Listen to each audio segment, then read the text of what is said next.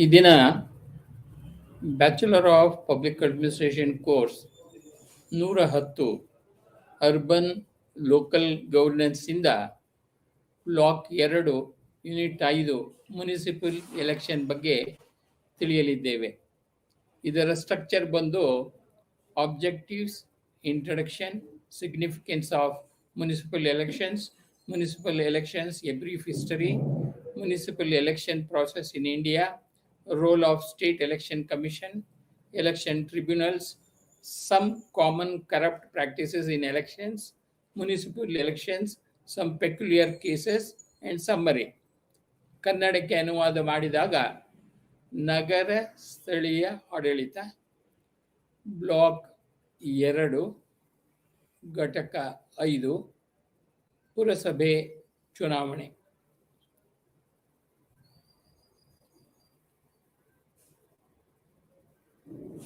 ಇದರ ರಚನೆ ಬಂದು ಘಟಕದ ಉದ್ದೇಶಗಳು, ಪುರಸಭೆ ಚುನಾವಣೆಯ ಮಹತ್ವ, ಪುರಸಭೆ ಚುನಾವಣೆಗಳು ಸಂಕ್ಷಿಪ್ತ ಇತಿಹಾಸ, ಭಾರತದಲ್ಲಿ ಪುರಸಭೆ ಚುನಾವಣಾ ಪ್ರಕ್ರಿಯೆ, ರಾಜ್ಯ ಚುನಾವಣಾ ಆಯೋಗದ ಪಾತ್ರ, ಚುನಾವಣೆಗಳಲ್ಲಿ ಕೆಲವು ಚುನಾವಣಾ ನ್ಯಾಯಮಂಡಳಿಗಳು, ಚುನಾವಣೆಗಳಲ್ಲಿ ಕೆಲವು ಸಾಮಾನ್ಯ ಭ್ರಷ್ಟ ಆಚರಣೆಗಳು,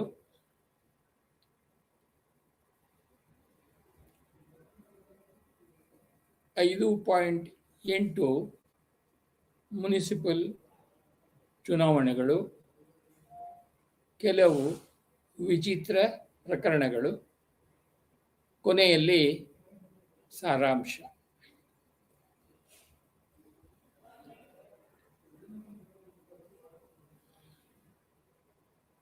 ಯೂನಿಟ್ 5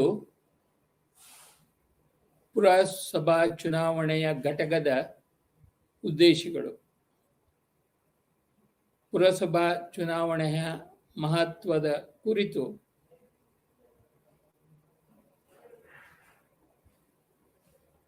ಮುಖ್ಯಾಂಶಗಳು.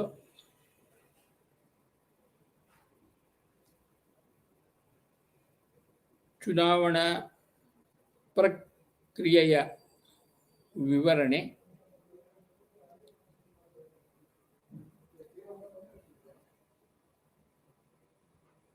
ರಾಜ್ಯ ಚುನಾವಣಾ ಆಯೋಗದ ಪಾತ್ರ ಮತ್ತು ಚುನಾವಣೆಗಳಲ್ಲಿ ಸಾಮಾನ್ಯ ಭ್ರಷ್ಟ ಆಚರಣೆಗಳು. ಇಂಟ್ರಡಕ್ಷನ್ ಅಂದರೆ ಪರಿಚಯ. ತಾಂತ್ರಿಕವಾಗಿ ಭಾರತದಲ್ಲಿನ ಚುನಾವಣೆಗಳನ್ನು 2 ಸಾಂವಿಧಾನಿಕ ಪ್ರಾಧಿಕಾರಗಳೊಂದಿಗೆ ವಹಿಸಲಾಗಿದೆ. ಭಾರತದ ಚುನಾವಣಾ ಆಯೋಗ, ಎಲೆಕ್ಷನ್ ಕಮಿಷನ್, ಮತ್ತು ರಾಜ್ಯ ಚುನಾವಣಾ ಆಯೋಗಗಳು ಅಂದರೆ ಸ್ಟೇಟ್ ಎಲೆಕ್ಷನ್ ಕಮಿಷನ್ಸ್. ಭಾರತದ ಸಂವಿಧಾನದಲ್ಲಿ 243 ಮತ್ತು 243 ಪ್ರಕಾರ ಭಾರತದ ರಾಷ್ಟ್ರಪತಿ ಮತ್ತು ಉಪರಾಷ್ಟ್ರಪತಿಗಳಿಗೆ ಮತ್ತು ಸಂಸತ್ತು, ರಾಜ್ಯ ಅಸೆಂಬ್ಲಿಗಳು ಮತ್ತು ಶಾಸಕಾಂಗ ಮಂಡಳಿಗಳಿಗೆ ಚುನಾವಣೆಗಳನ್ನು ನಡೆಸುವ ಜವಾಬ್ದಾರಿಯನ್ನು ಎಲೆಕ್ಷನ್ ಕಮಿಷನ್ಗೆ ವಹಿಸಲಾಗಿದೆ. ಮತ್ತೊಂದೆಡೆ ಆರ್ಟಿಕಲ್ 243 ಮತ್ತು 243 ಪ್ರಕಾರ 74ನೇ CAA ಪ್ರಕಾರ ಸ್ಟೇಟ್ ಎಲೆಕ್ಷನ್ ಕಮಿಷನ್ಗಳು ಪುರಸಭೆಗಳ ಅರ್ಬನ್ ಲೋಕಲ್ ಬಾಡೀಸ್ ಮತದಾರರ ಪಟ್ಟಿಗಳ ತಯಾರಿಕೆ, ಮೇಲ್ವಿಚಾರಣೆ, ನಿರ್ದೇಶನ ಮತ್ತು ನಿಯಂತ್ರಣವನ್ನು ತೆಗೆದುಕೊಳ್ಳುತ್ತದೆ. ಈ ಘಟಕದಲ್ಲಿ ನಾವು ಪ್ರಾಮುಖ್ಯತೆ, ಸಂಕ್ಷಿಪ್ತ ಇತಿಹಾಸ, ಪುರಸಭೆಯ ಚುನಾವಣೆಗಳ ಪ್ರಕ್ರಿಯೆಯ ಮೇಲೆ ಕೇಂದ್ರೀಕರಿಸುತ್ತೇವೆ ಮತ್ತು ರಾಜ್ಯ ಚುನಾವಣಾ ಆಯೋಗದ ಪಾತ್ರವನ್ನು ನೋಡಲಿದ್ದೇವೆ. 5.2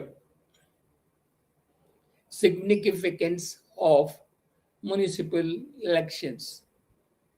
ಪುರಸಭೆಯ ಚುನಾವಣೆಗಳ ಮಹತ್ವ.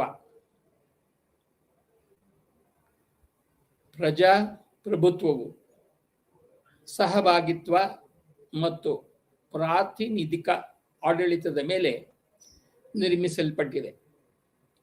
ಭಾರತದ ಸಂವಿಧಾನವು ಪ್ರಬಲವಾದ ಪ್ರಜಾಸತ್ತಾತ್ಮಕ ನೆಲೆಯನ್ನು ಒದಗಿಸುತ್ತದೆ. ಅಂತೆಯೇ ಮತದಾನದ ಮೂಲಕ ಯೂನಿವರ್ಸಲ್ ಅಡಲ್ಟ್ ಫ್ರಾಂಚೈಸ್ ರಚನೆಯೊಂದಿಗೆ ಸ್ಥಳೀಯ ಪ್ರಜಾಪ್ರಭುತ್ವದ ಮೇಲೆ ನಿರ್ದಿಷ್ಟ ಗಮನವನ್ನು ನೀಡಲಾಯಿತು. ಅನುಚ್ಛೇದ 243 ಮತ್ತು 243 ಅಂದರೆ ಸ್ಥಳೀಯ ಸಂಸ್ಥೆಗಳ ಚುನಾವಣೆಗಳು, ಪಂಚಾಯತ್ಗಳು ಮತ್ತು ಪುರಸಭೆಗಳು ರಾಜ್ಯ ಸರ್ಕಾರದ ಜವಾಬ್ದಾರಿಯಿಂದ ಇದು ಮತ್ತಷ್ಟು ಬಲಗೊಂಡಿತು. ಈ ನಿಟ್ಟಿನಲ್ಲಿ ರಾಷ್ಟ್ರವು 74ನೇ ಸಾಂವಿಧಾನಿಕ ತಿದ್ದುಪಡಿ ಕಾಯ್ದೆ 1992ರ ರೂಪದಲ್ಲಿ ಒಂದು ಮಹತ್ವದ ರಾಜಕೀಯ ಬೆಳವಣಿಗೆಯನ್ನು ಕಂಡಿತು ಮತ್ತು ತಳಮಟ್ಟದ ಪ್ರಜಾಪ್ರಭುತ್ವದ ಬ್ಯಾರೋಮೆಟ್ರಿಕ್ ಅಳತೆಯ ಅದು ಕೈಗೊಂಡ ಚುನಾವಣಾ ಪ್ರಕ್ರಿಯೆಯಾಗಿದೆ.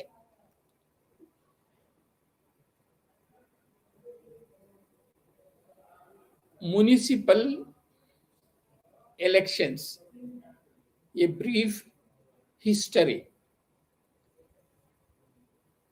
ಮುನಿಸಿಪಲ್ ಚುನಾವಣೆಗಳು ಸಂಕ್ಷಿಪ್ತ ಇತಿಹಾಸ.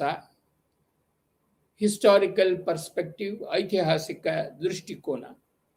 ಸ್ಥಳೀಯ ಸ್ವಸರ್ಕಾರದ ಮೂಲವು ಪ್ರಾಚೀನ ಭಾರತದಲ್ಲಿ ಬಹಳ ಆಳವಾದ ಬೇರುಗಳನ್ನು ಹೊಂದಿತ್ತು. ಐತಿಹಾಸಿಕ ದಾಖಲೆಗಳು, ಉತ್ಖನನಗಳು ಮತ್ತು ಪುರಾತತ್ವ ಶಾಸ್ತ್ರದ ತನಿಖೆಗಳ ಆಧಾರದ ಮೇಲೆ ದೂರದ ಹಿಂದೆ ಕೆಲವು ರೀತಿಯ ಸ್ಥಳೀಯ ಸ್ವಸರ್ಕಾರವು ಅಸ್ತಿತ್ವದಲ್ಲಿದ್ದು ಎಂದು ನಂಬಲಾಗಿದೆ.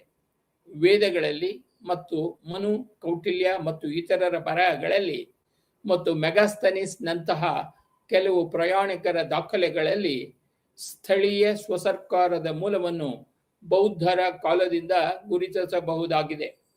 ರಾಮಾಯಣ ಮತ್ತು ಮಹಾಭಾರತಗಳು ನಿಗಮ, ಪೌಗ ಮತ್ತು ಗಣಗಳಂತಹ ಹಲವಾರು ರೀತಿಯ ಸ್ಥಳೀಯ ಸ್ವಸರ್ಕಾರದ ಅಸ್ತಿತ್ವವನ್ನು ಸೂಚಿಸುತ್ತವೆ. ವಿವಿಧ ಆಡಳಿತಾತ್ಮಕ ಮತ್ತು ಶಾಸಕಾಂಗ ಕಾರ್ಯಗಳನ್ನು ನಿರ್ವಹಿಸುತ್ತವೆ ಮತ್ತು ವಿವಿಧ ಮೂಲಗಳಿಂದ ಸುಂಕವನ್ನು ಹೆಚ್ಚಿಸುತ್ತವೆ. ಹಿಂದೂ ಆಡಳಿತದ ನಂತರ ಅವಧಿಯಲ್ಲಿ ಸ್ಥಳೀಯ ಸರ್ಕಾರವು ಪಟ್ಟಣ ಸಮಿತಿಗಳ ರೂಪದಲ್ಲಿ ಮುಂದುವರಿಯಿತು. ಇವುಗಳನ್ನು ಗೋಷ್ಠಿಗಳು ಮತ್ತು ಮಹಾಜನ ಸಮಿತಿಗಳು ಎಂದು ಕರೆಯಲಾಗುತ್ತಿತ್ತು. ಪೋಸ್ಟ್ ಇಂಡಿಪೆಂಡೆನ್ಸ್ ಪೀರಿಯಡ್, ಸ್ವಾತಂತ್ರ್ಯೋತ್ತರ ಅವಧಿ. ಸ್ವಾತಂತ್ರ್ಯದ ಉದಯವು ಸಾರ್ವಜನಿಕ ಜೀವನ ಮತ್ತು ಅದರ ಸಂಬಂಧಿತ ಚಟುವಟಿಕೆಗಳ ಹೊಸ ದಿಕ್ಕುಗಳನ್ನು ತಂದಿತು. ಆದಾಗ್ಯೂ ಭಾರತದಲ್ಲಿನ ಬ್ರಿಟಿಷರ ಯುಗವು ನಗರ ಆಡಳಿತದಲ್ಲಿ ಹೊಸ ಬೆಳವಣಿಗೆಗಳನ್ನು ಸೃಷ್ಟಿಸಲು ಯಶಸ್ವಿಯಾಯಿತು. ಆದರೆ ಸ್ವಾತಂತ್ರ್ಯದ ನಂತರದ ಅವಧಿಯಲ್ಲಿ ಮಾತ್ರ ಸ್ಥಳೀಯ ಸ್ವಸರ್ಕಾರದ ರಾಜ್ಯವು ರೂಪಾಂತರದ ಹೊಸ ಬೆಳಕನ್ನು ಕಂಡಿತು, ಏಕೆಂದರೆ ಸಂವಿಧಾನವು ಅನೇಕ ಹೊಸ ಅಧಿಕಾರಿಗಳನ್ನು ಹಂಚಿತು. ಸ್ಥಳೀಯ ಸ್ವಸರ್ಕಾರಕ್ಕೆ ಇದು ಸಮಿತಿಯ ರಚನೆಗೆ ಸಾಕ್ಷಿಯಾಯಿತು. ಇದರ ಪ್ರಧಾನ ಧ್ಯೇಯ ವಾಕ್ಯವೆಂದರೆ ಪ್ರಾಯೋಗಿಕ ವಿಧಾನದ ತೆರವು. ಕೆಲವು ಹೆಸರಿಸಲು ಸ್ಥಳೀಯ ಸ್ವಸರ್ಕಾರಕ್ಕಾಗಿ ಕೇಂದ್ರ ಕೌನ್ಸಿಲ್, ಗ್ರಾಮೀಣ ನಗರ ಸಂಬಂಧ ಸಮಿತಿ, ನಗರೀಕರಣಕ್ಕಾಗಿ ರಾಷ್ಟ್ರೀಯ ಆಯೋಗ ಇತ್ಯಾದಿ. ಆದಾಗ್ಯೂ ಅತ್ಯಂತ ಪರಿಣಾಮಕಾರಿ ಮತ್ತು ಪರಿಣಾಮಕಾರಿ ಹೆಗ್ಗುರುತು 73ನೇ ಮತ್ತು 74ನೇ ಸಾಂವಿಧಾನಿಕ ತಿದ್ದುಪಡಿ ಕಾಯ್ದೆಗಳಿಂದ ಬಂದಿದೆ. ಇದು ಅಕ್ಷರಶಃ ಭಾರತದಲ್ಲಿ ಗ್ರಾಮೀಣ ಮತ್ತು ನಗರ ಸ್ಥಳೀಯ ಆಡಳಿತ ಅಡಿಪಾಯವನ್ನು ಬಲಪಡಿಸಿತು. ನಗರ ಸ್ಥಳೀಯ ಸಂಸ್ಥೆಗಳನ್ನು ಇನ್ನು ಮುಂದೆ ರದ್ದುಗೊಳಿಸಲಾಗುವುದಿಲ್ಲ ಎಂಬ ಅಂಶದ ಆದೇಶವನ್ನು ಕಾಯ್ದೆಯು ನಿಗದಿಪಡಿಸುತ್ತದೆ ಮತ್ತು ರಾಜ್ಯ ಸರ್ಕಾರವು ಪುರಸಭೆಯನ್ನು ವಿಸರ್ಜಿಸಿದರೆ 6 ತಿಂಗಳೊಳಗೆ ಚುನಾವಣೆ ನಡೆಸಬೇಕಾಗುತ್ತದೆ. ಈ ಚುನಾವಣಾ ಸಮೀಕ್ಷೆಗಳನ್ನು ಕಾರ್ಯನಿರ್ವಾಹಕ ಅಧಿಕಾರಿಗಳ ಬದಲಿಗೆ ರಾಜ್ಯ ಚುನಾವಣಾ ಆಯೋಗದ ಅಧಿಕಾರಕ್ಕೆ ವಹಿಸಲಾಗಿದೆ. Municipal election process in India. ಭಾರತದಲ್ಲಿ ಮುನಿಸಿಪಲ್ ಚುನಾವಣೆಯ ಪ್ರಕ್ರಿಯೆ. ದೇಶದಲ್ಲಿ 4259 ನಗರ ಸ್ಥಳೀಯ ಸಂಸ್ಥೆಗಳು, ಪುರಸಭೆಗಳು 209, ಪುರಸಭೆಗಳು 2171, ಪಟ್ಟಣ ಪಂಚಾಯಿತಿಗಳು 1889 ಇವೆ. ಅವರ ರಾಜ್ಯವಾರು ವಿವರಗಳು ಕೋಷ್ಟಕ 5.1ರಲ್ಲಿ ಸ್ಪಷ್ಟವಾಗಿವೆ. ಇವೆಲ್ಲವೂ ಅರ್ಹ ಮತದಾರರ ಮೂಲಕ ಕೌನ್ಸಿಲ್ಗಳ ಚುನಾವಣೆಯ ವ್ಯವಸ್ಥೆಯನ್ನು ಹೊಂದಿವೆ. ಹೆಚ್ಚುವರಿಯಾಗಿ ಆಯಾ ಪುರಸಭೆಯ ಕಾಯ್ದೆಯ ಪ್ರಕಾರ ದುರ್ಬಲ ವರ್ಗಗಳು, ಪರಿಶಿಷ್ಟ ಜಾತಿ ಪಂಗಡಿಗಳು, ಮಹಿಳೆಯರು ಮತ್ತು ಇತರ ಗುಂಪುಗಳಿಗೆ ಸ್ಥಾನಗಳನ್ನು ಮೀಸಲಾಗಿಡಲಾಗಿದೆ. ಇದಲ್ಲದೆ ಸದಸ್ಯತ್ವವನ್ನು ಆಯಾ ಮುನಿಸಿಪಲ್ ಕಾಯ್ದೆಯ ಪ್ರಕಾರ ಸಂಸತ್ತಿನ ಮತ್ತು ರಾಜ್ಯ ಶಾಸಕಾಂಗದಂತಹ ಪದ ನಿಮಿತ್ತ ಸಾಮರ್ಥ್ಯದಲ್ಲಿರುವ ಕೆಲವು ವರ್ಗದ ವ್ಯಕ್ತಿಗಳಿಗೆ ವಿಸ್ತರಿಸಲಾಗಿದೆ. ಕ್ರೀಡಾ ವ್ಯಕ್ತಿ, ವೈದ್ಯ, ಸಾಂಸ್ಕೃತಿಕ ಪರಿಣತಿ ಇತ್ಯಾದಿ ಪ್ರಾತಿನಿಧ್ಯವನ್ನು ವಿಸ್ತರಿಸಲು ರಾಜ್ಯಗಳು ಹೆಚ್ಚಿನ ಪ್ರಾಮುಖ್ಯತೆಯ ವ್ಯಕ್ತಿಗಳನ್ನು ನಾಮನಿರ್ದೇಶನ ಮಾಡಬಹುದಾಗಿದೆ. 1992ರ ವಿಕೇಂದ್ರೀಕರಣವು ಭಾರತದಲ್ಲಿ ತಳಮಟ್ಟದ ಪ್ರಜಾಪ್ರಭುತ್ವದ ತಾಜಾ ಗಾಳಿಯನ್ನು ತಂದಿದೆ. ಇದರಲ್ಲಿ ವೈವಿಧ್ಯತೆಗಳು ಮತ್ತು ಸಂಕೀರ್ಣತೆಗಳ ಪ್ರಮಾಣವು ಸಾಕಷ್ಟು ಹೆಚ್ಚಾಗಿರುತ್ತದೆ. ರಾಜಕೀಯ ಪ್ರಕ್ರಿಯೆಗೆ ಬದ್ಧತೆ, ಚುನಾವಣೆಗಳ ಕ್ರಮಬದ್ಧತೆ, ಮುಕ್ತ ಕಾರ್ತಿಕ ಇತ್ಯಾದಿಗಳಿಗೆ ಪತ್ರಿಕಾ ಇತ್ಯಾದಿಗಳಿಗೆ ಚುನಾವಣೆಗಳು ಅನಿವಾರ್ಯವಾಗಿವೆ. ಮೇಲೆ ತಿಳಿಸಿದ ಮತ್ತು ಅನುಚ್ಛೇದ 243 ಹಿನ್ನೆಲೆಯಲ್ಲಿ ಪುರಸಭೆಯ ಚುನಾವಣಾ ಪ್ರಕ್ರಿಯೆಯನ್ನು ಇಲ್ಲಿ ಚರ್ಚಿಸಲಾಗಿದೆ.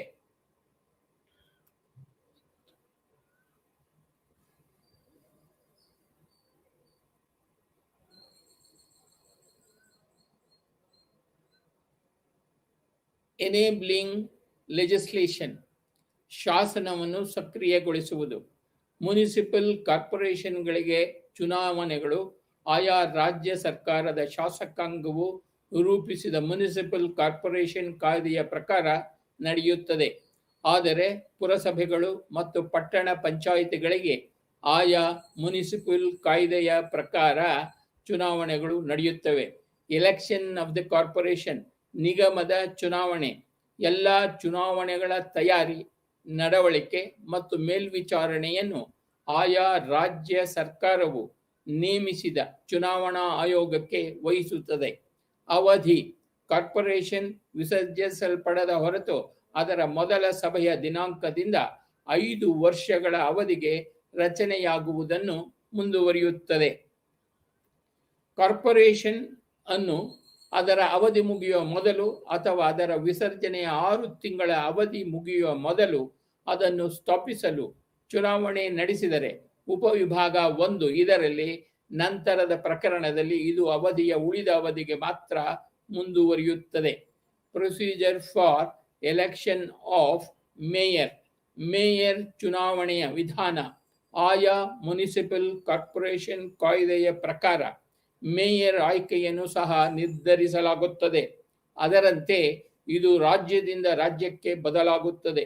ಹೆಚ್ಚಿನ ಸಂದರ್ಭಗಳಲ್ಲಿ ಕೌನ್ಸಿಲರ್ಗಳಿಂದ ಒಂದೇ ಫ್ರಾಂಚೈಸಿಯನ್ನು ಬಳಸಿಕೊಂಡು ಕಾರ್ಪೊರೇಷನ್ನ ಚುನಾಯಿತ ಸಂಸ್ಥೆಯಲ್ಲಿ ಚುನಾವಣೆಯನ್ನು ನಡೆಸಲಾಗುತ್ತದೆ. ಆದರೆ ಕೆಲವು ಸಂದರ್ಭಗಳಲ್ಲಿ ಚುನಾವಣೆಗಳನ್ನು ಅರ್ಹ ಮತದಾರರು ನೇರವಾಗಿ ನಡೆಸುತ್ತಾರೆ. ಮೇಯರ್ ಆಯ್ಕೆಗಾಗಿ ಸೆಕ್ಷನ್ 59ರಲ್ಲಿ ಒಳಗೊಂಡಿರುವ ಯಾವುದೇ ನಿಬಂಧನೆಗಳ ಹೊರತಾಗಿಯೂ ಚುನಾವಣೆಗಾಗಿ ಸಭೆಯನ್ನು ಕರೆಯಲಾಗುವುದು.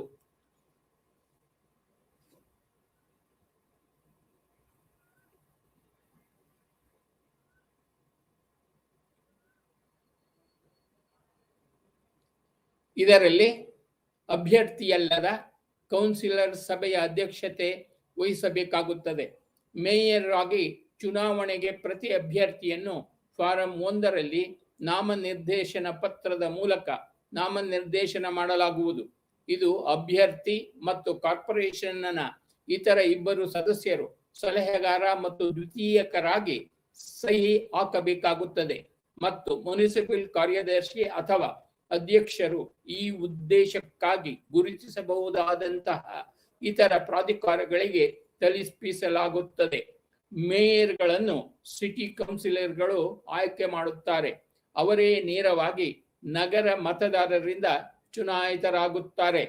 ಪುರಸಭೆಯ ಸಂಸ್ಥೆಯ ರಾಜಕೀಯ ಮತ್ತು ಕಾರ್ಯನಿರ್ವಾಹಕ ಮುಖ್ಯಸ್ಥ ಎಂದು ಪರಿಗಣಿಸಲ್ಪಟ್ಟಿದ್ದರೂ ಸಹ ಮೇಯರ್ ಕಾರ್ಯನಿರ್ವಾಹಕ ಅಧಿಕಾರವನ್ನು ಹೊಂದಿರುವ ಸರ್ಕಾರದಿಂದ ನೇಮಿಸಲ್ಪಟ್ಟ ಮುನಿಸಿಪಲ್ ಕಮಿಷನರ್ರೊಂದಿಗೆ ಹೆಚ್ಚಾಗಿ ನಾಮಕರಣದ ಸ್ಥಾನವನ್ನು ಪಡೆದುಕೊಳ್ಳುತ್ತಾರೆ. The tenure of the mayor, mayor ಅಧಿಕಾರಾವಧಿ ಇದು ರಾಜ್ಯದಿಂದ ರಾಜ್ಯಕ್ಕೆ ಬದಲಾಗುತ್ತದೆ. ಕೆಲವು ರಾಜ್ಯಗಳಲ್ಲಿ ಮೇಯರ್ ಅನ್ನು 5 ವರ್ಷಗಳ ಕಾಲ ಆಯ್ಕೆ ಮಾಡಲಾಗುತ್ತದೆ. ಆದರೆ ಕೆಲವು ಸಂದರ್ಭಗಳಲ್ಲಿ ಕರ್ನಾಟಕ, ದೆಹಲಿ 1 ವರ್ಷಕ್ಕೆ ಚುನಾವಣೆಗಳು ನಡೆಯುತ್ತವೆ. ಮೇಯರ್ ಚುನಾವಣೆಗೆ ಸ್ಥಾನಗಳ ಮೀಸಲಾತಿಯನ್ನು 2 ಸಂದರ್ಭಗಳಲ್ಲೂ ಮಾಡಲಾಗಿದೆ. ಜನರಲ್ ಎಲೆಕ್ಷನ್ ಆಫ್ ಕೌನ್ಸಿಲರ್ಸ್, ಕೌನ್ಸಿಲರ್ಗಳ ಸಾರ್ವತ್ರಿಕ ಚುನಾವಣೆ. ಕೌನ್ಸಿಲರ್ಗಳ ಚುನಾವಣೆಯ ಉದ್ದೇಶಕ್ಕಾಗಿ ಸೆಕ್ಷನ್ 4ರ ಅಡಿಯಲ್ಲಿ ಸಾರ್ವತ್ರಿಕ ಚುನಾವಣೆಯನ್ನು ನಡೆಸಲಾಗುವುದು. ಇದಕ್ಕಾಗಿ ಅಡ್ಮಿನಿಸ್ಟ್ರೇಟಿವ್ ಸೂಚಿಸಲು ಗೆಜೆಟ್ ಅನ್ನು ಹೊರಡಿಸಬೇಕಾಗುತ್ತದೆ. ಇದರಲ್ಲಿ 1 ಅಥವಾ ಹೆಚ್ಚಿನ ಅಧಿಸೂಚನೆಗಳನ್ನು ಪ್ರಕಟಿಸಬೇಕಾಗುತ್ತದೆ ಮತ್ತು ವಾರ್ಡ್ಗಳಿಗೆ ಅನುಗುಣವಾಗಿ ಕೌನ್ಸಿಲ್ಗಳನ್ನು ಆಯ್ಕೆ ಮಾಡಲು ಅಧಿಸೂಚನೆಗಳಲ್ಲಿ ಮಾಡಲಾದ ನಿಯಮಗಳು ಮತ್ತು ಆದೇಶಗಳೊಂದಿಗೆ ಈ ಕಾಯಿದೆಯ ನಿಬಂಧನೆಗಳು ಹೊಂದಿರುತ್ತವೆ. State government holds the power to carry out the elections. ರಾಜ್ಯ ಸರ್ಕಾರವು ಚುನಾವಣೆಗಳನ್ನು ನಡೆಸುವ ಅಧಿಕಾರವನ್ನು ಹೊಂದಿದೆ. ಆಯಾ ಮುನಿಸಿಪಲ್ ಕಾಯಿದೆಗಳ ಅಡಿಯಲ್ಲಿ ರಾಜ್ಯ ಸರ್ಕಾರಗಳು ಎಲ್ಲ ಪುರಸಭೆಗಳು ಅಥವಾ ಪುರಸಭೆಗಳ ಗುಂಪುಗಳಿಗೆ ಚುನಾವಣೆಗಳ ದಿನಾಂಕಗಳನ್ನು ನಿರ್ದಿಷ್ಟಪಡಿಸುವ ಮೂಲಕ ಸ್ಥಳೀಯ ಸಂಸ್ಥೆಗಳಿಗೆ ಸಾರ್ವತ್ರಿಕ ಚುನಾವಣೆಗಳನ್ನು ನಡೆಸಲು ಆದೇಶಗಳನ್ನು ನೀಡಬಹುದಾಗಿದೆ. ಮುನಿಸಿಪಲ್ ಕಾಯ್ದೆಯ ಸಂಬಂಧಿತ ವಿಭಾಗದ ಅಡಿಯಲ್ಲಿ ಅಧಿಸೂಚನೆಯನ್ನು ಹೊರಡಿಸಿದ ತಕ್ಷಣ ಚುನಾವಣಾ ಆಯೋಗವು ಸಾರ್ವತ್ರಿಕ ಚುನಾವಣೆಗಳನ್ನು ನಡೆಸಲು ಅಥವಾ ಸಾಂದರ್ಭಿಕ ಖಾಲಿ ಹುದ್ದೆಗಳನ್ನು ಭರ್ತಿ ಮಾಡಲು ಅಗತ್ಯ ಕ್ರಮಗಳನ್ನು ತೆಗೆದುಕೊಳ್ಳುತ್ತವೆ. ಸದಸ್ಯರ ಮರಣ, ರಾಜೀನಾಮೆ, ಪದಚ್ಯುತಿ ಅಥವಾ ಇನ್ಯಾವುದೇ ರೀತಿಯಲ್ಲಿ ತೆರವು ಉಂಟಾದಾಗ ಅದನ್ನು ಚುನಾವಣೆಯ ಮೂಲಕ ಭರ್ತಿ ಮಾಡಬೇಕಾಗುತ್ತದೆ.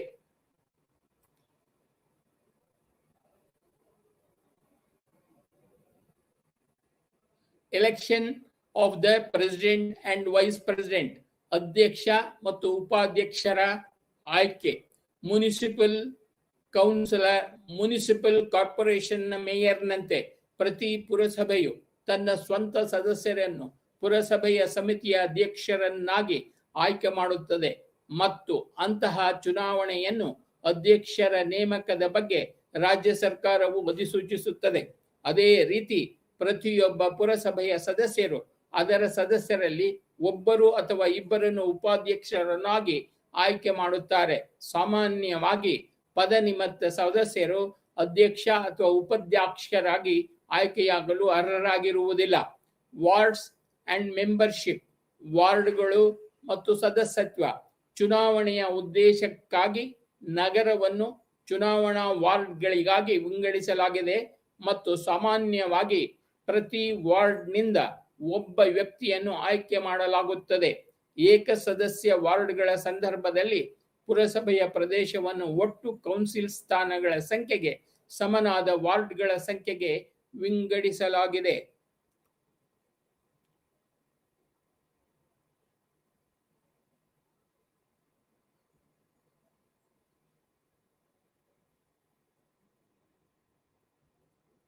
ಉದಾಹರಣೆಗೆ, ಚುನಾಯಿತ ಕೌನ್ಸಿಲ್ಗಳ ಸಂಖ್ಯೆ 50 ಆಗಿದ್ದರೆ ಪುರಸಭೆಯ ಪ್ರದೇಶವನ್ನು 50 ವಾರ್ಡ್ಗಳಾಗಿ ವಿಂಗಡಿಸಲಾಗಿದೆ.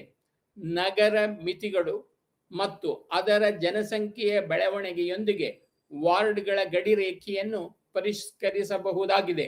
21 ವರ್ಷ ವಯಸ್ಸಿನ ಮತ್ತು ಪುರಸಭೆಯಲ್ಲಿ ಮತ ಚಲಾಯಿಸಲು ಅರ್ಹತೆ ಪಡೆದಿರುವ ಪ್ರತಿಯೊಬ್ಬ ನಾಗರಿಕನು ಕೌನ್ಸಿಲ್ಗೆ ಚುನಾವಣೆಗೆ ಸ್ಪರ್ಧಿಸಬಹುದು.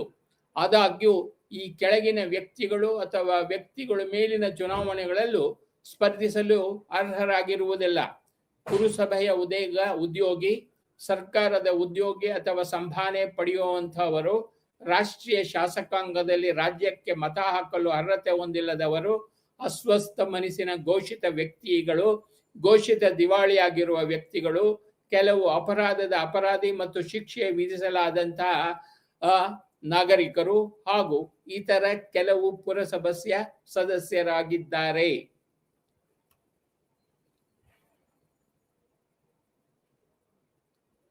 Role of state election commission. ರಾಜ್ಯ ಚುನಾವಣಾ ಆಯೋಗದ ಪಾತ್ರ. ಪ್ರಜಾಪ್ರಭುತ್ವ ವ್ಯವಸ್ಥೆಯಲ್ಲಿ ಸ್ಥಳೀಯ ಚುನಾವಣೆಗಳ ಮಹತ್ವವನ್ನು ನಾವು ಈಗಾಗಲೇ ಗಮನಿಸಿದ್ದೇವೆ. ಆದರೆ ಸ್ವಾತಂತ್ರ್ಯ ಬಂದಾಗಿನಿಂದಲೂ ಬಹುತೇಕ ರಾಜ್ಯ ಸರ್ಕಾರಗಳು ಸ್ಥಳೀಯ ಸಂಸ್ಥೆಗಳ ಬೆಳವಣಿಗೆಗೆ ಹೆಚ್ಚಿನ ಆಸಕ್ತಿ ತೋರಿಸುತ್ತಿಲ್ಲವಾಗಿದೆ. ಅನೇಕ ಸಂದರ್ಭಗಳಲ್ಲಿ ರಾಜ್ಯಗಳು ಉದ್ದೇಶಪೂರ್ವಕವಾಗಿ ಸ್ಥಳೀಯ ಸಂಸ್ಥೆಗಳಿಗೆ ಸಕಾಲಿಕ ಚುನಾವಣೆಗಳನ್ನು ವಿಳಂಬಗೊಳಿಸುತ್ತಿವೆ ಅಥವಾ ಕೆಲವು ಸಂದರ್ಭಗಳಲ್ಲಿ ಈ ಅವಧಿಯು 1 ದಶಕ ಅಥವಾ 2ಕ್ಕೂ ಹೆಚ್ಚು ಅವಧಿಯನ್ನು ದಾಟಿದ ಕಾರಣ ಬಹಳ ಅವಧಿಗೆ ಚುನಾವಣೆಗಳನ್ನು ನಡೆಸುತ್ತಿಲ್ಲ. ಈ ಸಮಸ್ಯೆಯನ್ನು ಹೋಗಲಾಡಿಸಲು ಸ್ಥಳೀಯ ಸಂಸ್ಥೆಗಳಿಗೆ ನಿಯಮಿತ ಮತ್ತು ನ್ಯಾಯಸಮ್ಮತ ಚುನಾವಣೆಗೆ ವ್ಯವಸ್ಥೆ ಕಲ್ಪಿಸುವಂತೆ ನಾನಾ ಮೂಲೆಗಳಿಂದ ಪದೇ ಪದೇ ಬೇಡಿಕೆ ವ್ಯಕ್ತವಾಗುತ್ತಿದೆ.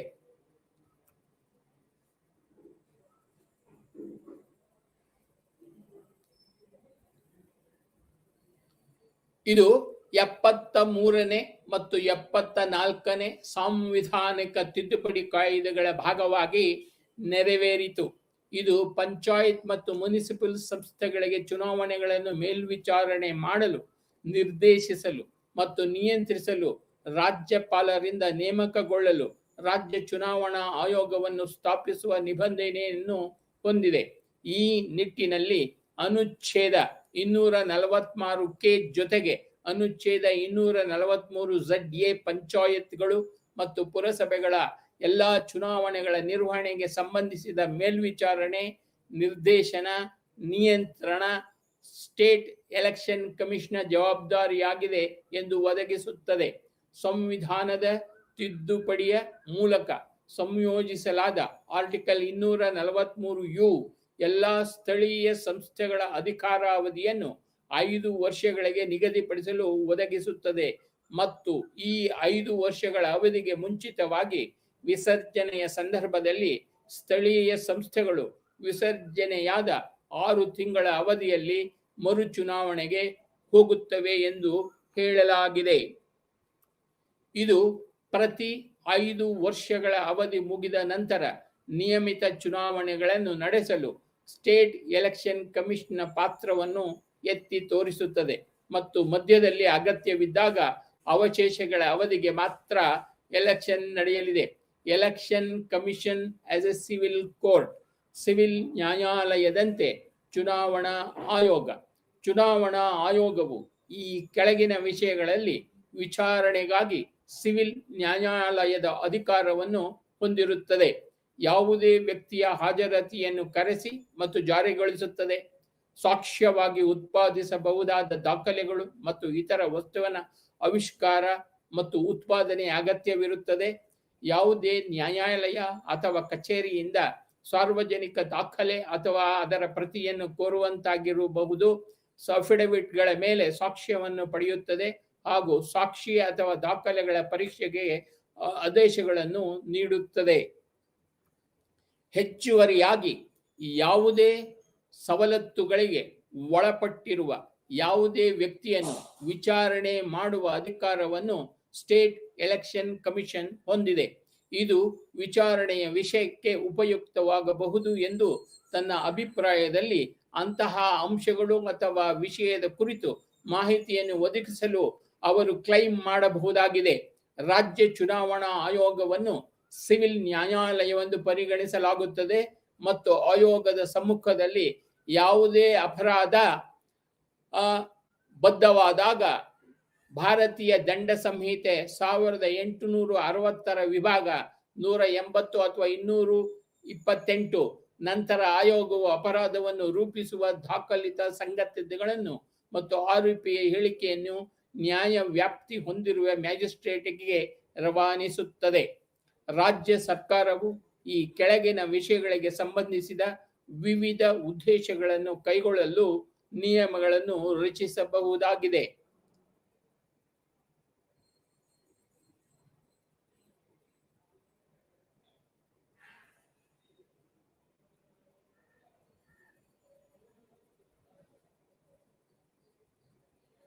ಅಧ್ಯಕ್ಷರು ಮತ್ತು ಮತಗಟ್ಟೆ ಅಧಿಕಾರಿಗಳ ಕರ್ತವ್ಯಗಳು.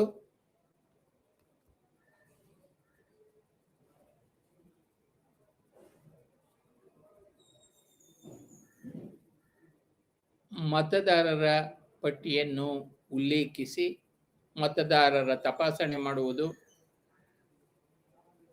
ಕ್ಷೇತ್ರಗಳಲ್ಲಿ ಮತಗಳನ್ನು ನೀಡಬೇಕಾದ ವಿಧಾನವನ್ನು ಹೇಳುವುದು, ಮತದಾರರಾಗಲು ತಮ್ಮನ್ನು ಪ್ರತಿನಿಧಿಸುವ ವ್ಯಕ್ತಿಯಿಂದ ಮತವನ್ನು ಟೆಂಡರ್ ಮಾಡುವ ಸಂದರ್ಭದಲ್ಲಿ ಅನುಸರಿಸಬೇಕಾದ ಕಾರ್ಯವಿಧಾನವನ್ನು ತಿಳಿಸಲು, ಮತಯಂತ್ರಗಳ ಮೂಲಕ ಮತಗಳನ್ನು ನೀಡುವ ಮತ್ತು ದಾಖಲಿಸುವ ವಿಧಾನ ಮತ್ತು ಅಂತಹ ಯಂತ್ರಗಳನ್ನು ಬಳಸುವ ಮತಗಟ್ಟೆಗಳಲ್ಲಿ ಅನುಸರಿಸಬೇಕಾದ ಕಾರ್ಯವಿಧಾನವನ್ನು ನಿರ್ಮಿಸುವುದು, ಚುನಾವಣೆಯ ಫಲಿತಾಂಶದ ಘೋಷಣೆಯ ಮೊದಲು ಮತಗಳ ಭದ್ರತೆ ಮತ್ತು ಎಣಿಕೆಯನ್ನು ಗಮನಿಸುವುದು, ಮತಯಂತ್ರದ ಮೂಲಕ ದಾಖಲಾದ ಮತಗಳ ಎಣಿಕೆ ವಿಧಾನವನ್ನು ಸರಿಪಡಿಸುವುದು, ಮತಪಟ್ಟಿಗೆಗಳು, ಮತಯಂತ್ರಗಳು, ಮತಪತ್ರಗಳು ಮತ್ತು ಇತರ ಅಗತ್ಯ ಪತ್ರಗಳ ಸುರಕ್ಷಿತ ಪಾಲನೆಯು ಅಂತಹ ಕಾಗದಗಳನ್ನು ಸಂರಕ್ಷಿಸಬೇಕಾದ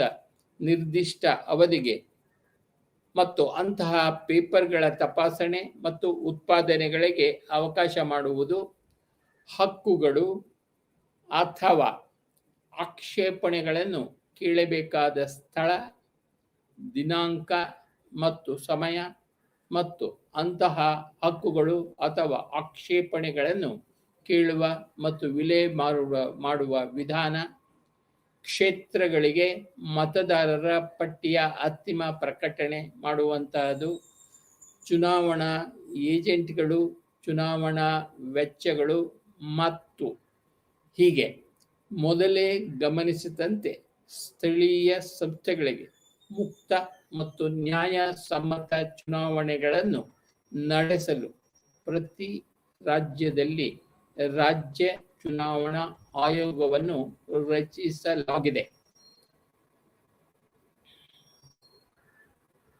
ಈ ಉದ್ದೇಶಕ್ಕಾಗಿ ಆಯೋಗವು ಹೆಚ್ಚಿನ ಸಂಖ್ಯೆಯ ಕಾರ್ಯಗಳನ್ನು ಮತ್ತು ಸಂಬಂಧಿತ ಚಟುವಟಿಕೆಗಳನ್ನು ಕೈಗೊಳ್ಳುವ ಅಗತ್ಯವಿದೆ. ಎಲ್ಲ ಕಾರ್ಯಗಳಿಗಾಗಿ ಅಧಿಕಾರವನ್ನು 243 ವಿಧಿಯ ಅಡಿಯಲ್ಲಿ ಸ್ಟೇಟ್ ಎಲೆಕ್ಷನ್ ಕಮಿಷನ್ಗೆ ವಹಿಸಲಾಗಿದೆ. ಅದರ ಅಡಿಯಲ್ಲಿ ಸ್ಥಳೀಯ ಸಂಸ್ಥೆಗಳ ಚುನಾವಣೆಗಳ ಮೇಲ್ವಿಚಾರಣೆ, ನಿರ್ದೇಶನ ಮತ್ತು ನಿಯಂತ್ರಣದೊಂದಿಗೆ ಅಧಿಕಾರವನ್ನು ನೀಡಲಾಗಿದೆ.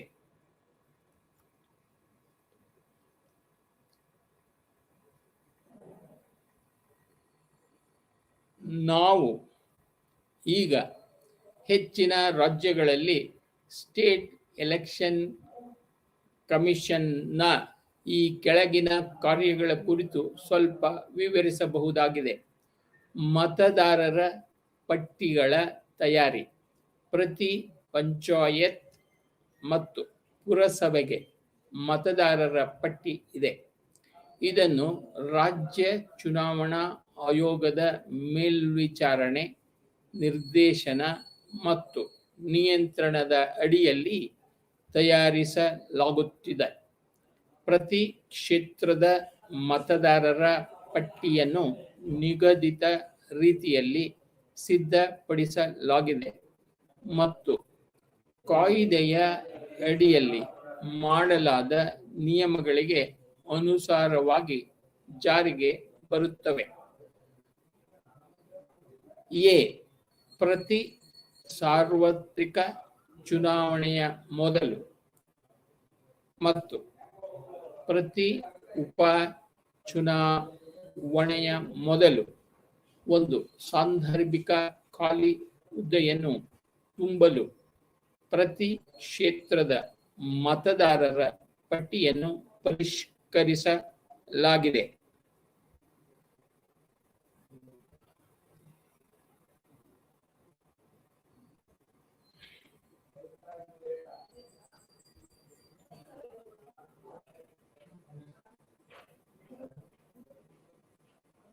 Appointment of dates for nominations.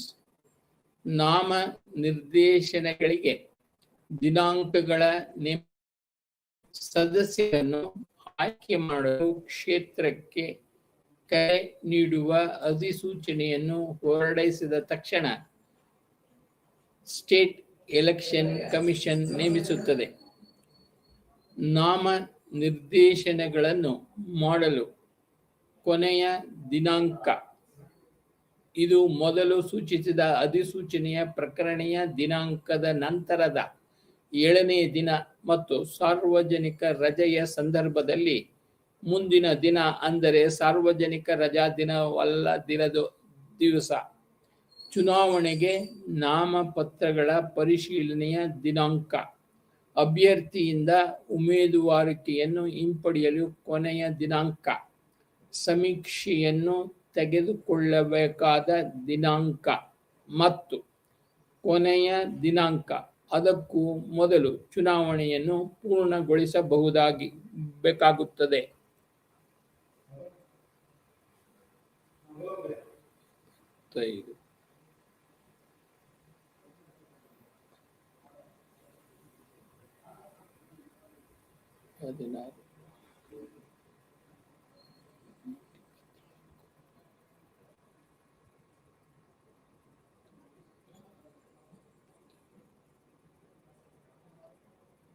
Public notice of election.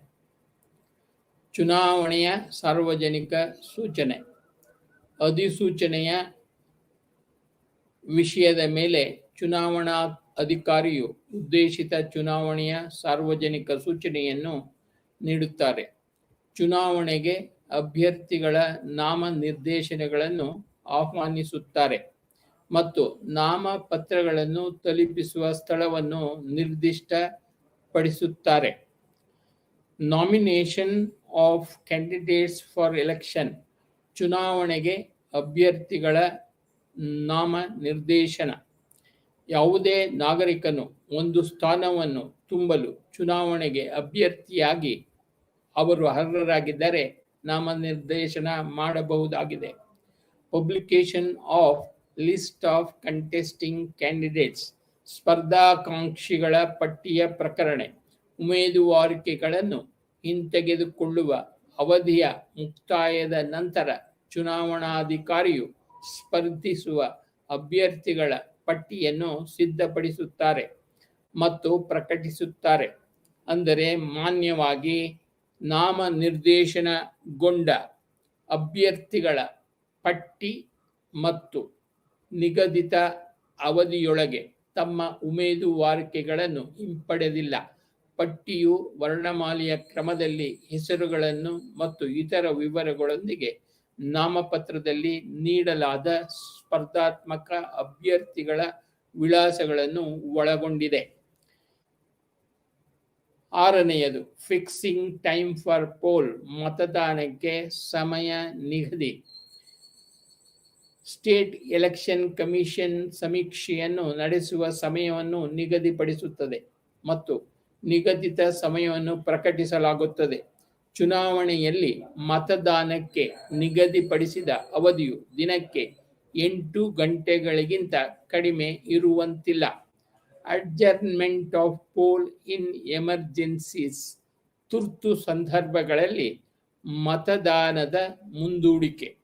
ಯಾವುದೇ ಮತಗಟ್ಟೆಯಲ್ಲಿನ ಪ್ರಕ್ರಿಯೆಗಳಿಗೆ ಅಡ್ಡಿಯುಂಟಾದರೆ ಅಥವಾ ಅಡ್ಡಿಪಡಿಸಿದರೆ ಅಧ್ಯಕ್ಷರು ತಮ್ಮ ಅಧಿಕಾರ ವ್ಯಾಪ್ತಿಯಲ್ಲಿ ಮತದಾನವನ್ನು ಮುಂದೂಡುವುದನ್ನು ಘೋಷಿಸಬಹುದಾಗಿದೆ.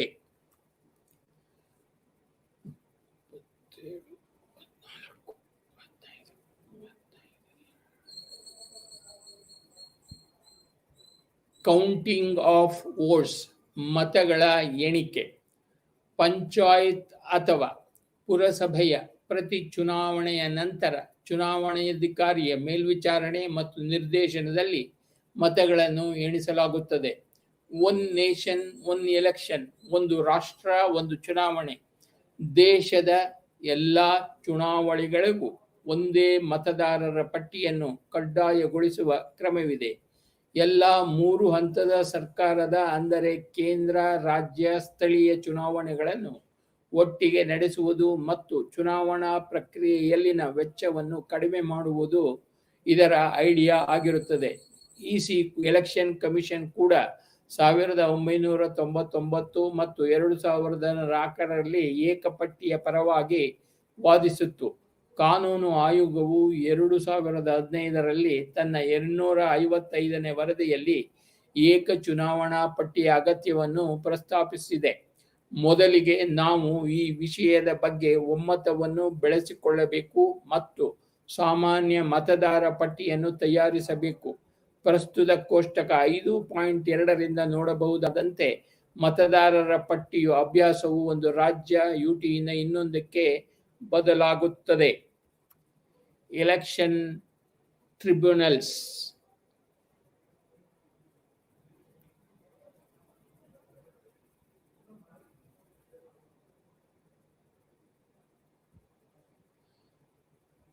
ಚುನಾವಣಾ ನ್ಯಾಯಮಂಡಳಿಗಳು.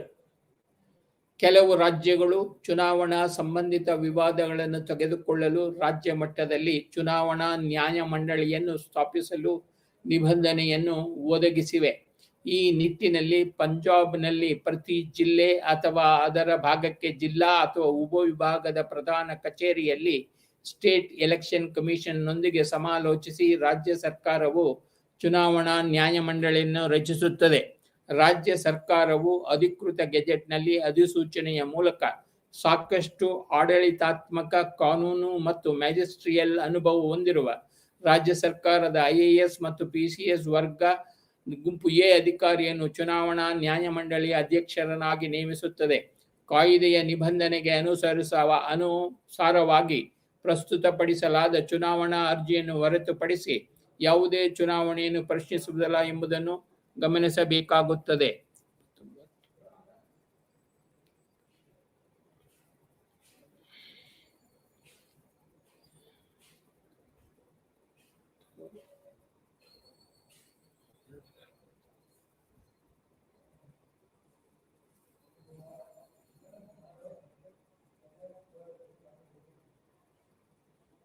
ಈ ನಿಟ್ಟಿನಲ್ಲಿ ಚುನಾವಣಾ ನ್ಯಾಯಮಂಡಳಿಯು ಅಧಿಕಾರ ವ್ಯಾಪ್ತಿಯನ್ನು ಹೊಂದಿದ್ದು ಚುನಾವಣಾ ಅರ್ಜಿಗಳ ಮೇಲೆ ತೀರ್ಪು ನೀಡುವ ಅಧಿಕಾರವನ್ನು ಹೊಂದಿದೆ.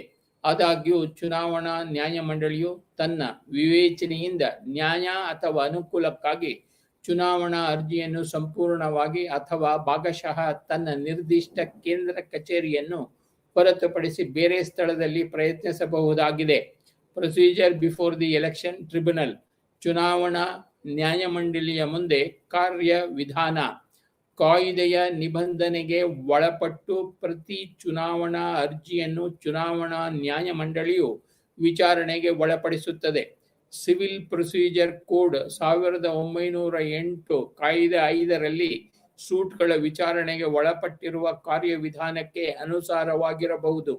ಚುನಾವಣಾ ನ್ಯಾಯಮಂಡಳಿಯು ಅಂತಹ ಸಾಕ್ಷಿಗಳು ಅಥವಾ ಸಾಕ್ಷಿಗಳ ಸಾಕ್ಷ್ಯವು ಚುನಾವಣಾ ಅರ್ಜಿಯ ನಿರ್ಧಾರಕ್ಕೆ ವಸ್ತುವಲ್ಲ ಎಂದು ಅಭಿಪ್ರಾಯಪಟ್ಟರೆ ಯಾವುದೇ ಸಾಕ್ಷಿ ಅಥವಾ ಸಾಕ್ಷಿಗಳನ್ನು ಪರೀಕ್ಷಿಸಲು, ಲಿಖಿತವಾಗಿ ದಾಖಲಿಸಲು ಕಾರಣಗಳಿಗಾಗಿ ನಿರಾಕರಿಸುವ ವಿವೇಚನೆಯನ್ನು ಹೊಂದಿರುತ್ತದೆ.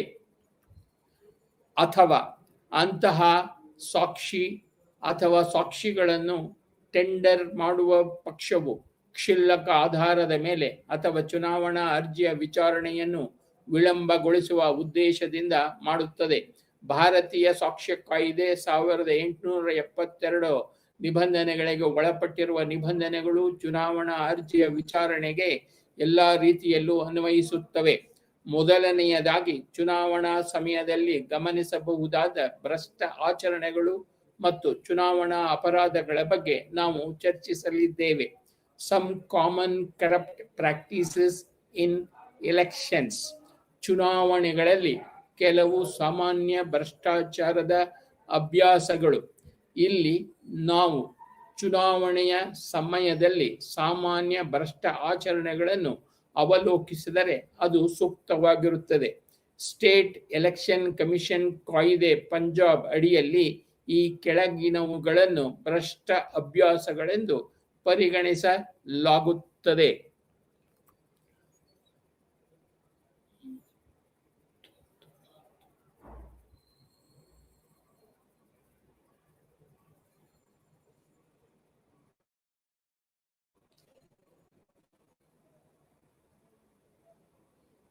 ಬ್ರೈಬರಿ ಅಂದರೆ ಲಂಚ.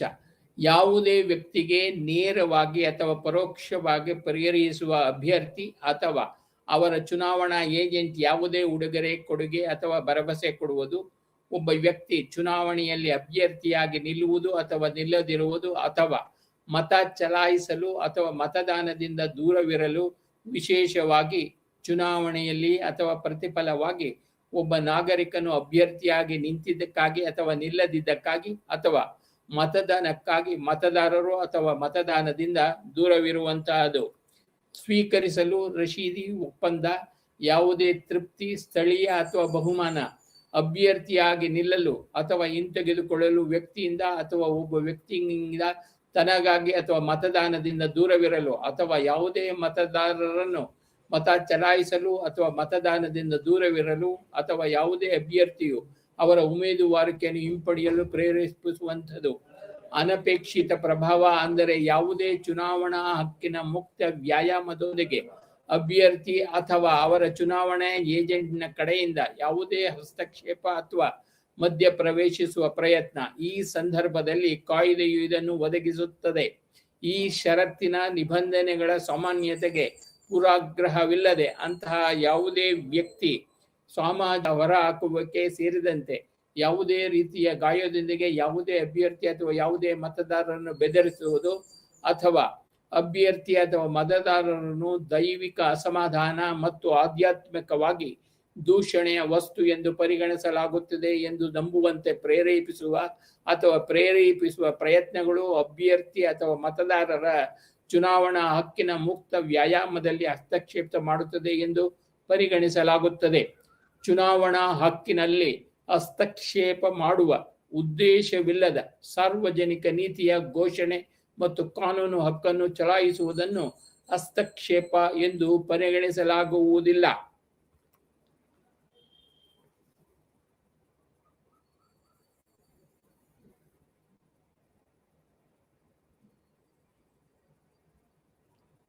ಯಾವುದೇ ವ್ಯಕ್ತಿಗೆ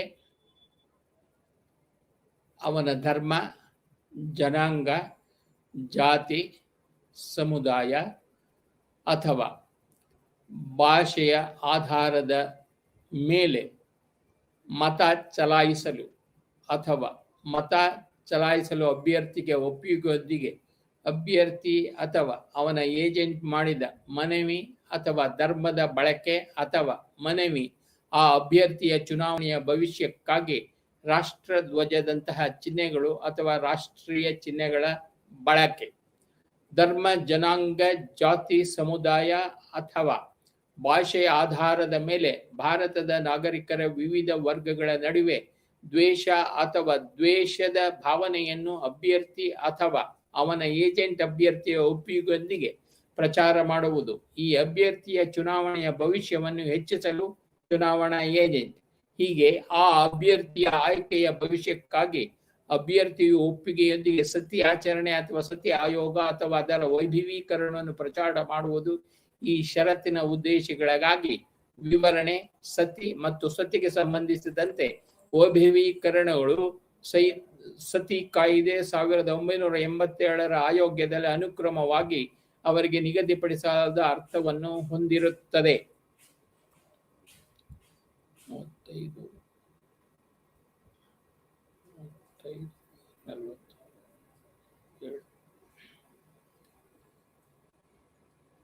ಅಭ್ಯರ್ಥಿ ಅಥವಾ ಅವನ ಏಜೆಂಟ್ ಅಭ್ಯರ್ಥಿಯ ಒಪ್ಪಿಗೆಯೊಂದಿಗೆ ಅಥವಾ ಅವಳ ಚುನಾವಣಾ ಏಜೆಂಟ್ ಯಾವುದೇ ವಾಸ್ತವದ ಹೇಳಿಕೆ ಪ್ರಕರಣ ಅದು ಸುಳ್ಳು ಮತ್ತು ವೈಯಕ್ತಿಕ ಪಾತ್ರಕ್ಕೆ ಸಂಬಂಧಿಸಿದಂತೆ ಸುಳ್ಳು ಎಂದು ಅವರು ನಂಬುತ್ತಾರೆ, ಅಥವಾ ಅಭ್ಯರ್ಥಿಯ ನಡವಳಿಕೆ, ಉಮೇದುವಾರಿಕೆಗೆ ಸಂಬಂಧಿಸಿದಂತೆ ಅಥವಾ ಯಾವುದೇ ಅಭ್ಯರ್ಥಿಯ ಹಿಂತೆಗೆದುಕೊಳ್ಳುವಿಕೆ ಅಭ್ಯರ್ಥಿಯ ಚುನಾವಣೆಯ ಭವಿಷ್ಯವನ್ನು ಪೂರ್ವಾಗ್ರಹ ಮಾಡಲು ಸಮಂಜಸವಾಗಿ ಲೆಕ್ಕ ಹಾಕಿದ ಹೇಳಿಕೆಯಾಗಿದೆ.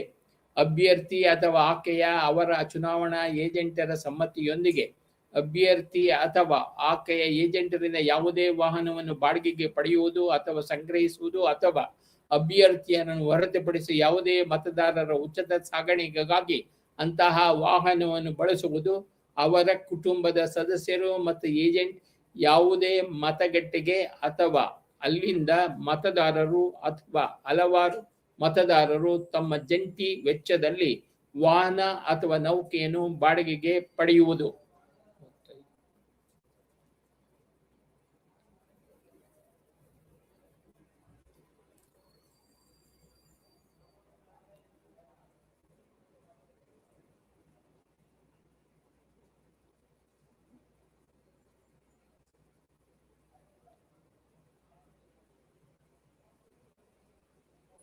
ಆಕೆ ಅಥವಾ ಅವರನ್ನು ಮತದಾನಕ್ಕಾಗಿ ನಿಗದಿಪಡಿಸಿದ ಯಾವುದೇ ಮತಗಟ್ಟೆ ಅಥವಾ ಸ್ಥಳಕ್ಕೆ ಮತ್ತು ಅಲ್ಲಿಂದ ತಲುಪಿಸಲು ವಾಹನವು ಭ್ರಷ್ಟ ಅಭ್ಯಾಸವೆಂದು ಪರಿಗಣಿಸಲಾಗುವುದಿಲ್ಲ. ಬಾಡಿಗೆ ಎಂಬುದು ಯಾಂತ್ರಿಕ ಶಕ್ತಿಯಿಂದ ಚಲಿಸಿದ ವಾಹನ ಅಥವಾ ಹಡಗು. ಯಾವುದೇ ಸಾರ್ವಜನಿಕ ಸಾರಿಗೆ ವಾಹನ ಅಥವಾ ಹಡಗು ಅಥವಾ ಯಾವುದೇ ಟ್ರೆಂಚರ್ ಅಥವಾ ರೈಲ್ವೆ ಕ್ಯಾರೇಜ್ ಅನ್ನು ಯಾವುದೇ ಮತದಾರರು ತನ್ನ ಸ್ವಂತ ವೆಚ್ಚದಲ್ಲಿ ಯಾವುದೇ ಮತಗಟ್ಟೆ ಅಥವಾ ಮತದಾನಕ್ಕೆ ನಿಗದಿಪಡಿಸಿದ ಸ್ಥಳಕ್ಕೆ ಹೋಗಲು ಅಥವಾ ಬರಲು ಬಳಸುವುದನ್ನು ಭ್ರಷ್ಟ ಅಭ್ಯಾಸವೆಂದು ಪರಿಗಣಿಸಲಾಗುವುದಿಲ್ಲ. 8. ಅಭ್ಯರ್ಥಿಯ ಒಪ್ಪಿಗೆಯೊಂದಿಗೆ ಅಭ್ಯರ್ಥಿಯ ಯಾವುದೇ ವ್ಯಕ್ತಿಯಿಂದ ಆ ಅಭ್ಯರ್ಥಿಯ ಚುನಾವಣೆಯ ಭವಿಷ್ಯಕ್ಕಾಗಿ ಮತವನ್ನು ನೀಡುವುದನ್ನು ಹೊರತುಪಡಿಸಿ ಯಾವುದೇ ಸಹಾಯವನ್ನು ಪಡೆಯುವುದು ಅಥವಾ ಪ್ರೋತ್ಸಾಹಿಸುವುದು ಅಥವಾ ಸೇವೆಯಲ್ಲಿ ಪಡೆಯಲು ಪ್ರಯತ್ನಿಸುವುದು. ಬೂತ್ ಸೆರೆ ಹಿಡಿಯುವಿಕೆ ಅಂದರೆ ಅಭ್ಯರ್ಥಿ ಅಥವಾ ಅವನ ಏಜೆಂಟ್ ಬೂತ್ ವಶಪಡಿಸಿಕೊಂಡ ಸಂದರ್ಭದಲ್ಲಿ ಏಜೆಂಟ್ ಎಂಬ ಅಭಿವ್ಯಕ್ತಿಯು ಚುನಾವಣಾ ಏಜೆಂಟ್ ಅಭ್ಯರ್ಥಿಗೆ ಒಪ್ಪಿಗೆಯೊಂದಿಗೆ ಚುನಾವಣೆಗೆ ಸಂಬಂಧಿಸಿದಂತೆ ಏಜೆಂಟ್ ಆಗಿ ಕಾರ್ಯನಿರ್ವಹಿಸಿದ ಪೋಲಿಂಗ್ ಏಜೆಂಟ್ ಅನ್ನು ಒಳಗೊಂಡಿರುತ್ತದೆ. ಮುನಿಸಿಪಲ್ ಎಲೆಕ್ಷನ್ಸ್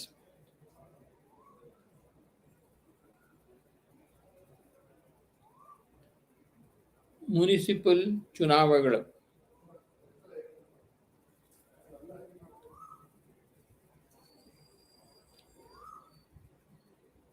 ಕೆಲವು ವಿಶಿಷ್ಟ ಪ್ರಕರಣಗಳು.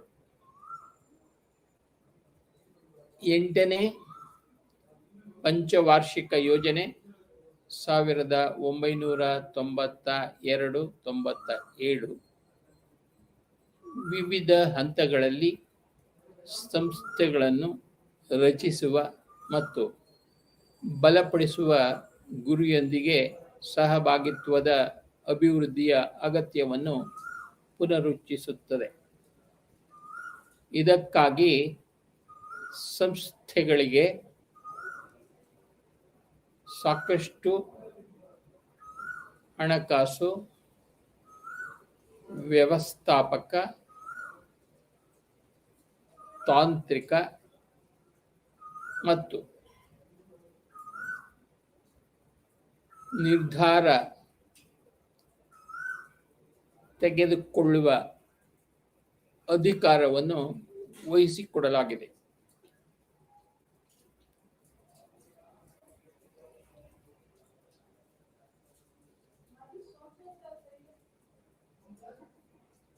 ಈ ತಿದ್ದುಪಡಿಯು 5 ವರ್ಷಗಳಿಗೊಮ್ಮೆ ಚುನಾವಣೆಯ ಆದೇಶದೊಂದಿಗೆ ಸ್ಥಳೀಯ ಸಂಸ್ಥೆಗಳ ಕೈಗೆ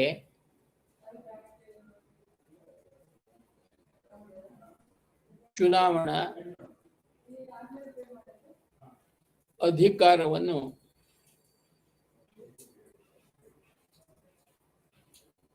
ನೀಡುವ ಮೂಲಕ ಪ್ರಜಾಸತ್ತಾತ್ಮಕವಾಗಿ ವಿಕೇಂದ್ರೀಕೃತ ರಚನೆಯ ಪರಾಕಾಷ್ಠೆಯನ್ನು ಪ್ರಾರಂಭಿಸಿತು.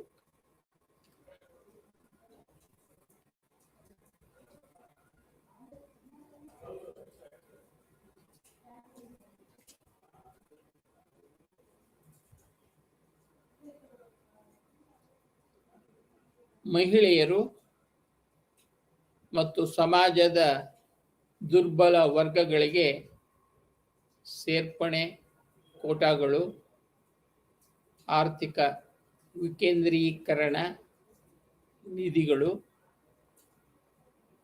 ಮತ್ತು ಜವಾಬ್ದಾರಿಯ ಕ್ಷೇತ್ರಗಳ ವಿಶಾಲವಾದ ವಿವರಣೆ. ಆದಾಗ್ಯೂ ಸರ್ಕಾರದ ಈ ವಿಕೇಂದ್ರೀಕೃತ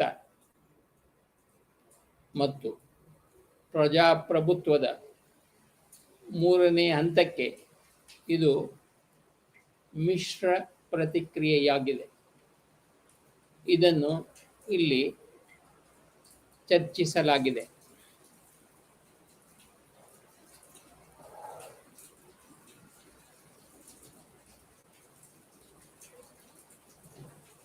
ಮೇಯರಲ್ ಎಲೆಕ್ಷನ್.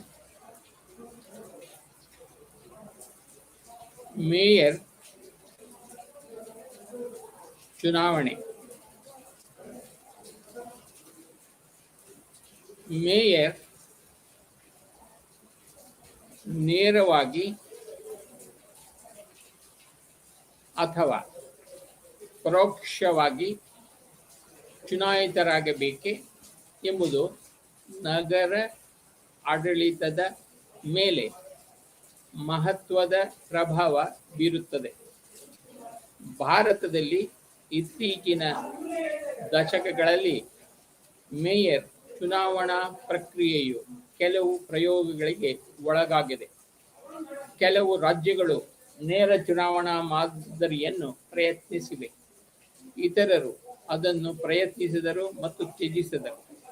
ಇಂದು ಉತ್ತರಾಖಂಡ, ಛತ್ತೀಸ್ಗಢ, ಜಾರ್ಖಂಡ್, ಉತ್ತರ ಪ್ರದೇಶ ಮತ್ತು ತಮಿಳುನಾಡು ಮುಂತಾದ ಕೆಲವು ರಾಜ್ಯಗಳು ನೇರವಾಗಿ ಚುನಾಯಿತರಾದ ಮೇಯರ್ಗಳನ್ನು ಹೊಂದಿವೆ. ಆದಾಗ್ಯೂ ಮೇಯರ್ಗಳ ಅಧಿಕಾರಗಳು ವೈವಿಧ್ಯಮಯವಾಗಿವೆ.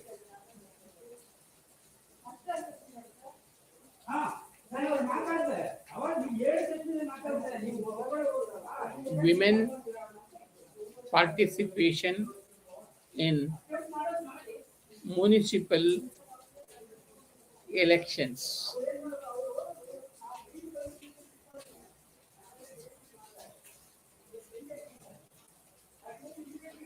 ಮುನಿಸಿಪಲ್ ಚುನಾವಣೆಗಳಲ್ಲಿ ಮಹಿಳೆಯರ ಭಾಗವಹಿಸುವಿಕೆ. ಮಹಿಳೆಯರು ಸಮಾಜದ ಪ್ರಮುಖ ಭಾಗವಾಗಿದ್ದರು. ಅಭಿವೃದ್ಧಿ ಹೊಂದಿದ ಮತ್ತು ಅಭಿವೃದ್ಧಿ ಹೊಂದುತ್ತಿರುವ ರಾಷ್ಟ್ರಗಳಲ್ಲಿ ಸಂಪೂರ್ಣವಾಗಿ ವಿಭಿನ್ನವಾದ ಕಥೆ ಇದೆ. ಈ ಪರಿಸ್ಥಿತಿಯನ್ನು ಎದುರಿಸಲು ಭಾರತವು ಸಾಂವಿಧಾನಿಕ ತಿದ್ದುಪಡಿಗಳನ್ನು ಜಾರಿಗೆ ತಂದಿತು. ಆದರೆ ಇಲ್ಲಿಯವರೆಗೆ ಪರಿಸ್ಥಿತಿ ಕಠೋರವಾಗಿದೆ. ಕೇರಳ, ಪಂಜಾಬ್ ಮುಂತಾದ ಹಲವು ರಾಜ್ಯಗಳಲ್ಲಿ ಸಕ್ರಿಯ ಮಹಿಳೆಯರ ಭಾಗವಹಿಸುವಿಕೆಯನ್ನು ಅವರು ಚಿತ್ರಿಸಿದ್ದಾರೆ. ಆದಾಗ್ಯೂ ಆಂಧ್ರ ಪ್ರದೇಶ, ಮಧ್ಯಪ್ರದೇಶ ಮತ್ತು ಉತ್ತರ ಪ್ರದೇಶದಂತಹ ಕೆಲವು ರಾಜ್ಯಗಳಲ್ಲಿ ಮಹಿಳೆಯರ ಭಾಗವಹಿಸುವಿಕೆ ಅತ್ಯಂತ ಕಡಿಮೆ ಮಟ್ಟದಲ್ಲಿದೆ. ಕಾನೂನಿನ ಮೂಲಕ ಮಹಿಳೆಯರ ಸಕ್ರಿಯ ರಾಜಕೀಯ ಭಾಗವಹಿಸುವಿಕೆಯಲ್ಲಿ ಖಚಿತಪಡಿಸಿಕೊಳ್ಳಲು ಸರ್ಕಾರ ಪ್ರಯತ್ನಿಸಿದೆ, ಆದರೆ ಪರಿಸ್ಥಿತಿ ಏಕರೂಪವಾಗಿಲ್ಲ.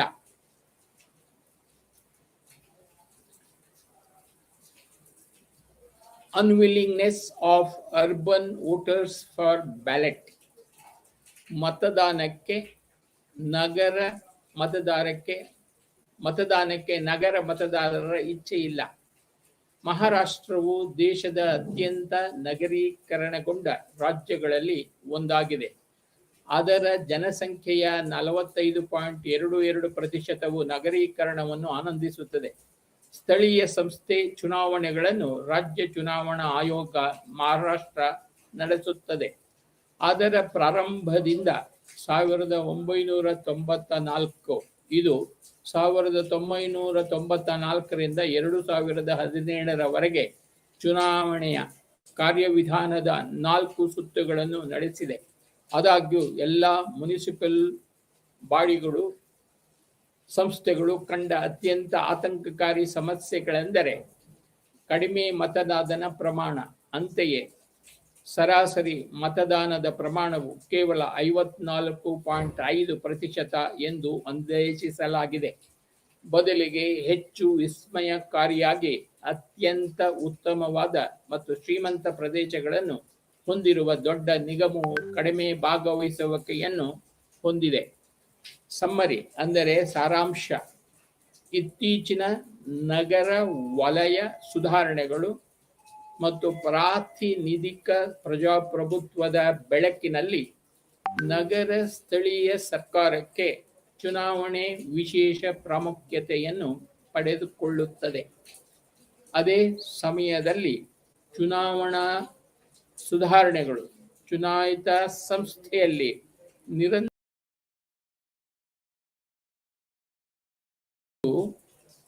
ಕೆಳಮಟ್ಟದ ನಾಯಕತ್ವದ ಬೆಳವಣಿಗೆಯನ್ನು ಉತ್ತೇಜಿಸುತ್ತದೆ. ಇದು ಆರೋಗ್ಯಕರ ಪ್ರಜಾಪ್ರಭುತ್ವಕ್ಕೆ ಒಳ್ಳೆಯದು.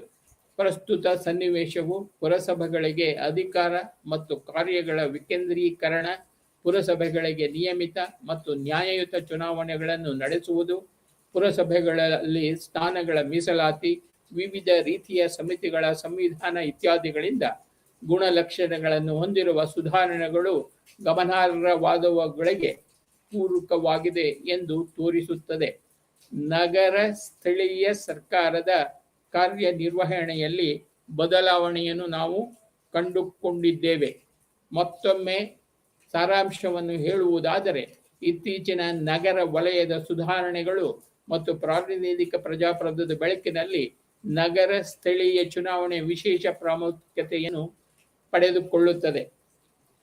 ನಗರ ಸ್ಥಳೀಯ ಸರ್ಕಾರದ ಕಾರ್ಯನಿರ್ವಹಣೆಯಲ್ಲಿ ಬದಲಾವಣೆಯನ್ನು ಕಂಡಿದೆ. ಇದರೊಂದಿಗೆ ನಾವು BPAC 110 ನಗರ ಸ್ಥಳೀಯ ಆಡಳಿತ ಬ್ಲಾಕ್ 2 ಘಟಕ 5 ಪುರಸಭಾ ಚುನಾವಣೆ ಪಾಠವನ್ನು ಮುಗಿಸಿದ್ದೇವೆ. ಎಲ್ಲರಿಗೂ ನಮಸ್ತೆ.